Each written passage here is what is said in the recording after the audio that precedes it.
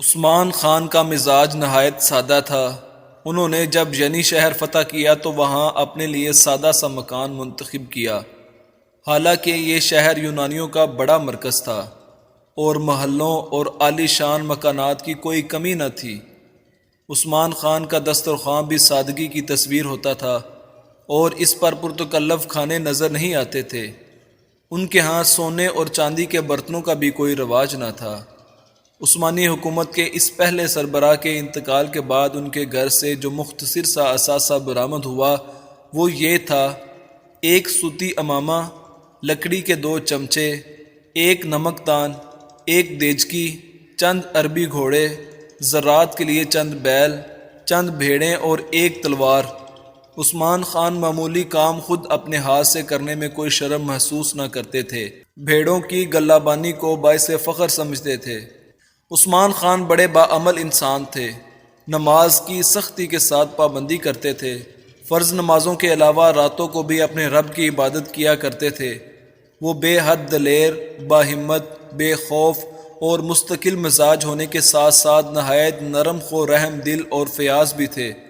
مولانا اکبر شاہ خان نجیب آبادی نے اپنی کتاب تاریخ اسلام میں لکھا ہے کہ جب عثمان سیدھے کھڑے ہوتے تھے تو ان کے ہاتھ ان کے گھٹنوں تک پہنچ جاتے تھے۔ کہا جاتا ہے کہ ایسا شخص غیر معمولی طور پر بہادر ہوتا ہے۔ وہ اپنے دشمنوں سے بہت سخت برتاؤ کرتے تھے اور جب تک جنگ جاری رہتی پوری قوت سے دشمن پر حملے جاری رکھتے تھے، لیکن جب دشمن کو شکست ہو جاتی اور اس کی رایا عثمانی حکومت کی رایا بن جاتی تو وہ کسی شفیق باپ کی طرح مہربان ہو جاتے تھے۔ وہ خدا ترس اور شریعت کے پابند حکمران تھے۔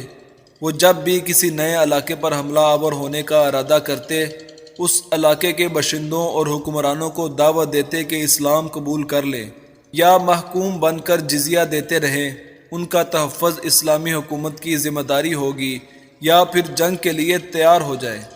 یہ بالکل درست اسلامی طرز عمل تھا۔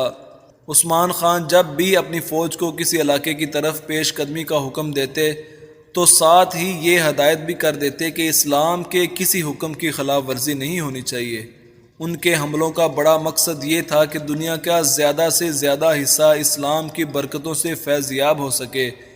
عثمان خان کی خوش اخلاقی اور اچھے سلوک ہی کا نتیجہ تھا کہ غیر مسلموں نے ان سے متاثر ہو کر بڑی تعداد میں اسلام قبول کر لیا۔